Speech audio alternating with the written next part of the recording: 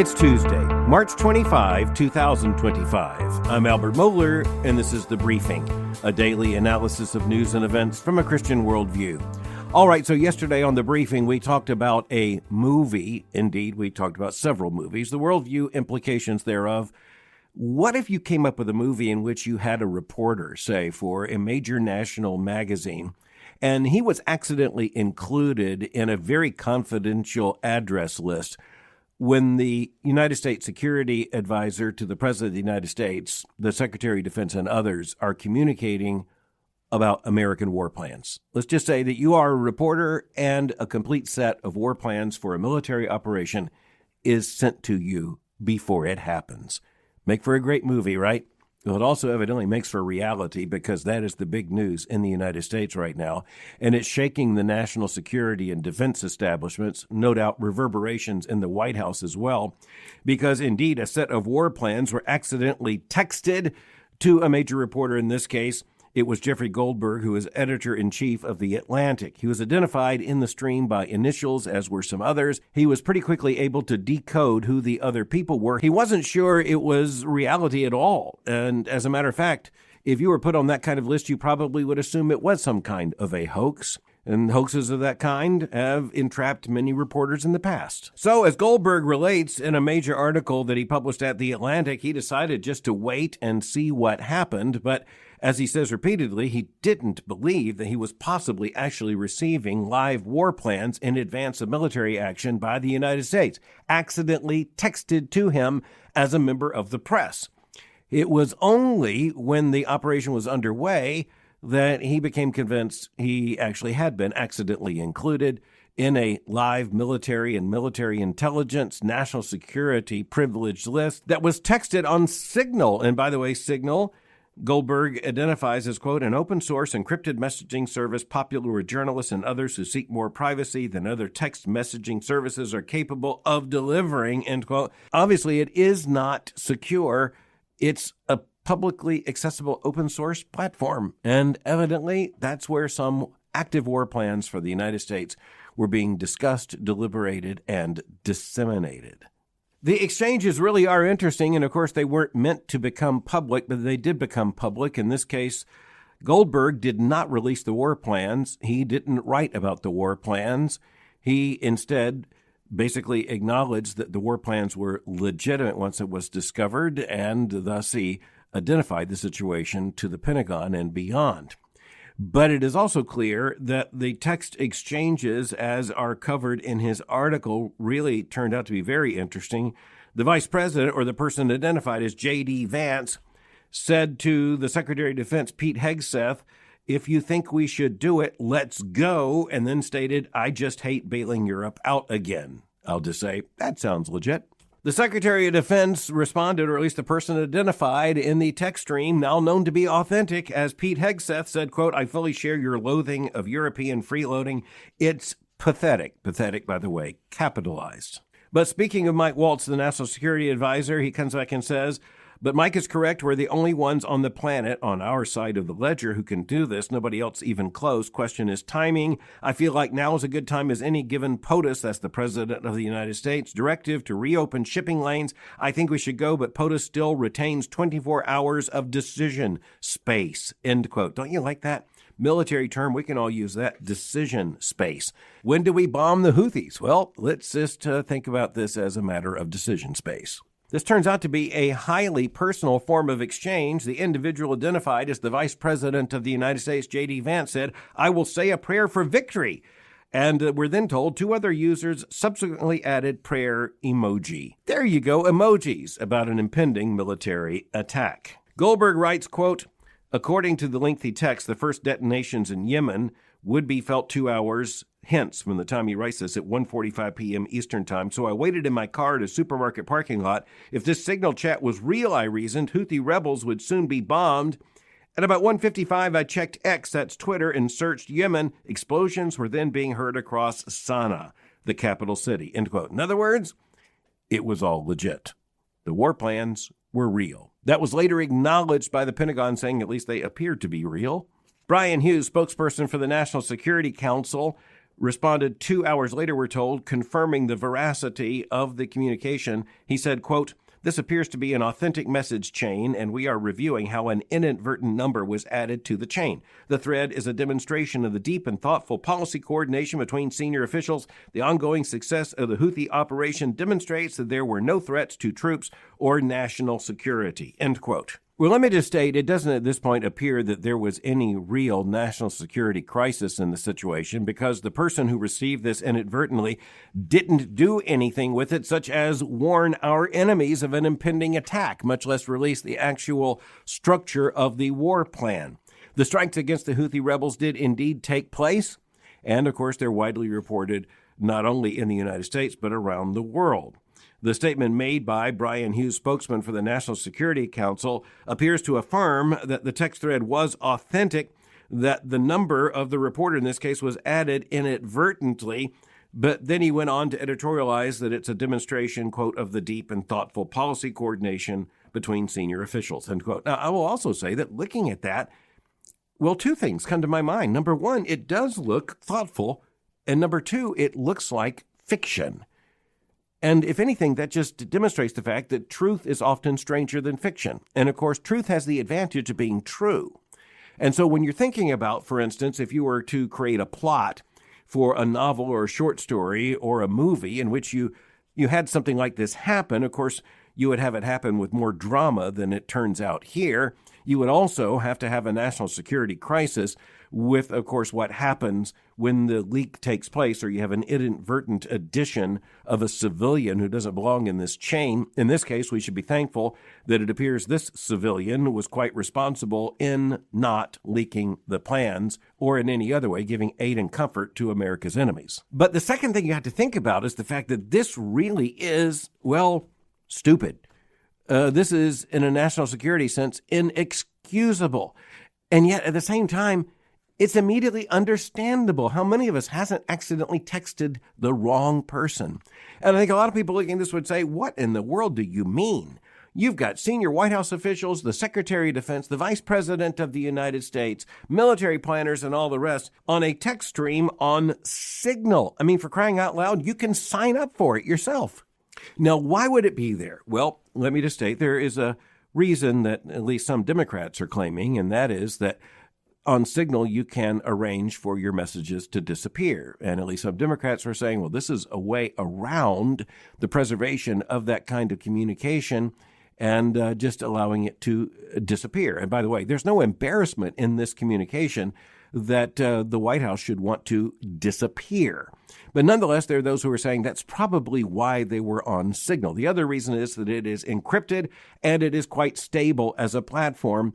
And you know what this actually might demonstrate is that when you are talking about the digital age right now, when even the most senior leaders in our military are operating on something like an iPhone or its equivalent, it turns out that it's not so much that they downshifted to something we can use ourselves. It's that what we can use ourselves has been upshifted to something just about as sophisticated as anything the United States military can come up with. In other words, if you have an iPhone, you can look at it and say, you know, it could have been me who was accidentally included in these war plans. But I'm thankful it wasn't. I'm thankful in this case that it did fall into the hands of someone who, though a reporter, has reported about it after the events took place, not before. And, you know, if anything, this is one of these events that can awaken the national security establishment to the fact that maybe they just ought not to be doing it this way, because just maybe someone can be included inadvertently. I would think in the first place, if I'm on this kind of text stream, I'm not going to want to work on initials. I'm going to want to know who everybody is. As I say, it's also interesting to get inside the lingo here and the terminology. I mentioned decision space. I kind of like that one. How about high side? It turns out that in this kind of communication, high side refers to the other side of the national security, privacy, encryption, and let's just say top secret wall. So high side means high security. The very fact it's referenced in this means that they knew they really weren't on a high side communication in these texts. But high side, you can use that too. You can tell a kid when he asks a question you don't want to answer, hey, I'm sorry, kid, that's on the high side. Our Christian worldview reminds us that we live in a very dangerous world. We live in a world in which there are very real adversaries, such as the Houthi rebels in Yemen. And we talked about them right after, I point out, after those strikes had taken place. And we live in a dangerous world, quite frankly, in which something as innocuous as a text stream can become a matter of life and death, national survival or national demise. And as you see this, it just affirms the fact, it underlines it, it highlights it. Any one of us can make this mistake. With lower stakes, every one of us has made this mistake. But that's where responsibility comes in. If you do bear this responsibility, you bear the responsibility not to make this mistake, or at the very least, to make sure it doesn't happen again. I can pretty much anticipate that there is going to be a more high-side communication with the people involved in this decision-making, reminding them to keep these communications, well, to use their words, to keep their decision space comments on the high side. Okay, there are a couple of other big headline stories that relate to this in an interesting way. For one thing, the New York Times reported on Sunday, quote, the 47th president unveils new U.S. fighter, the F-47. So there is going to be a new fighter in the American arsenal. It is going to be the most advanced yet. It is going to be known as the F-47. As John Ismay reports for the Times, quote, since the late 1950s, most of America's warplanes have been given names that indicate a threat, like the F-4 Phantom and the A-6 Intruder, or animals like the F-14 Tomcat, the F-15 Eagle, and the F-16 Fighting Falcon. But on Friday, quote, the country's 47th president, with Defense Secretary Pete Hegseth by his side in the Oval Office, announced that the U.S. Air Force's newest jet would be the F-47. It was not announced what kind of animal or threatening moniker the plane is going to have. The 47th president of the United States simply said that, quote, 47 is a beautiful number. Okay, now enjoy this. Quote, the Air Force Chief of Staff, General David W. Alvin, was in the Oval Office and said later in a statement that the F-47 was a monumental leap forward in securing America's air superiority for decades to come. He said the F-47 would be the most advanced, lethal, and adaptable fighter ever developed, designed to outpace, outmaneuver, and outmatch any adversary that dares to challenge our brave airmen. And the president, by the way, said that an experimental version of the new F-47 fighter has been operational for almost 5 years. See, we didn't know that. It was rumored. There were supposed sightings, or at least sightings of drawings. And this is the kind of project that in an open society can't be kept fully secret. As Ismay remarks, quote, if the F-47 delivers on the president's promises, it could well be the most advanced fighter aircraft in the world. Russia and China are working on their own sixth-generation warplanes, as are groups of European nations. The president said, quote, we know every other plane. I've seen every one of them, and it's not even close. This is a next level. He said, level 5 is good, meaning fifth-generation fighters. The president went on to say, quote, level 5 is good. And level 5 refers to fifth-generation aircraft in the United States. That means the F-22 and the F-35. But the president went on to say, this is level 6. The general, that is General Alvin, went on to say this would be the world's first crewed sixth-generation fighter. So looking at jet aircraft, you're going up generation by generation, and that means leaps in technology. So again, the fifth generation, which incorporated very high technology along with stealth, that included the Air Force fighters known as the F-22 and the F-35. By the way, the F-35 is now one of the most popular jets in the world, bought by foreign armies that are at least permitted to do so by the United States. You're talking about a very popular fighter and a very expensive plane. So you ask the question, how much is an F-47 going to cost? Well, they tell us they're not going to tell us. What exactly are the specifics of the F-47? Again, they're not going to tell us. Is it going to be a stealth fighter? Well, you can count on that. The president himself said that the plane would be, quote, virtually unseeable. Is it going to be powerful? What are the specifics? Well, the president simply pointed to the power of its engine, saying that it would have, quote, unprecedented power. It's got the most power of any jet of its kind ever made, end quote. Now, those are general statements. It's going to be faster. It's going to be the fastest ever made. It's going to be good. It's going to be better than any fighter that's ever been made before. How good? We're not going to tell you. How much is it going to cost? We're not going to tell you. What exact weapons will it carry? Well, by now you know the answer. They're not going to tell us. It is assumed that the new fighter will have the ability to carry both missiles and bombs. What exactly does it look like? Oh, this is very frustrating. They're not going to tell us. Now, they will eventually tell us because we're going to be able to see it.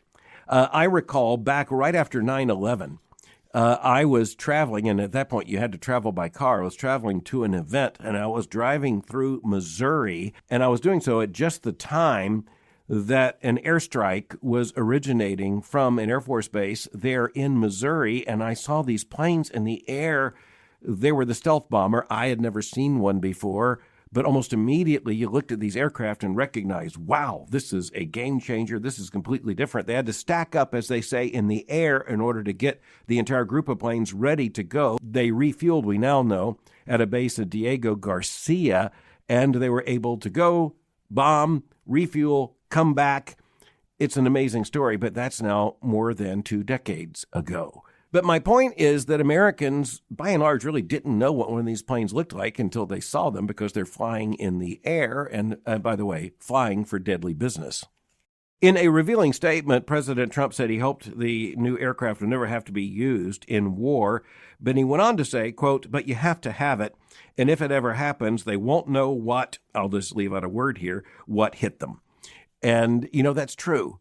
It's responsible for an American president to say, we hope we never have to use this in an act of war, but you have to have them. And that's because we live in a dangerous world. Once again, we come back to what is known in Christian theology as Augustinian realism. It's the realism that says we live in a fallen world, we live in an evil world, we live in a world in which we have real enemies, and it is responsible for a government, for a righteous government, to get ready to defend itself against all threats. And that means threats against the fact that you have others around the world trying to develop these 6th-generation fighter bombers, attack aircraft. And if the United States does not have it, you can be assured someone else will. And that will change the national security situation in an unacceptable way for the United States. One day, of course, we'll know more about this plane. But at this point, the President of the United States and defense officials wanted to be very clear. There is a contract that has been awarded to Boeing. That in itself is an interesting story. And they're not telling us much else about the plane. And we're going to have to wait unless, I'll just offer, someone texts you the drawings. But next, as we're talking about national security and classified information, President Trump ordered the complete release, unredacted, of materials from the investigation of the assassination of John Fitzgerald Kennedy, President of the United States, on November the 22nd, 1963. And in the latest dump, which we are told is comprehensive, at least we're told that, and unredacted, it's about 64,000 pages. Now, that's been a matter of days ago. And when we talk about the assassination of President Kennedy, we are talking about one of the most hotly contested events in all of human history. That's not an exaggeration. When you look at all the theories of exactly what happened, how many shooters, from what angles, the conspiracies, because immediately when you talk about something like the assassination of a president of the United States, who, by the way, was involved in the Cold War and who, by the way, had been involved, along with others in his administration, including his brother, in a war on the mafia. By the way, very complicated relationship, but nonetheless, President Kennedy had enemies, and there were those who would advance their causes by his elimination. And so you can understand the level of conspiracy theories, of hypotheses, of theories of what happened. And you would think that in the release of now 64,000 additional pages, we're told this is the end of the set of documents. This is the bottom of the barrel. We're told this is everything there is. President Trump himself said that the documents are unredacted. There's a little asterisk at the end of that says, except for some materials that are related to the ongoing security of the United States of America. Let me just point out that's a very big asterisk. But when you wonder exactly what that might mean, well, just look at reports of what has been found in the 64,000 pages. Not much, in truth, about the Kennedy assassination, but a good deal about American state security, espionage, and spycraft. Both the successes of it and the clumsiness of it, the successes and the failures of it. That's one of the reasons why it turns out there was so much opposition to the release of this material. Organizations such as the CIA and other security agencies had a lot to lose by publishing information, including in some cases unredacted information about contacts and information gathering techniques. So you look at the situation and you say, well, this is really old. I mean, who could be alive now? How dangerous could the release of this information be? And, there's a point to be made there.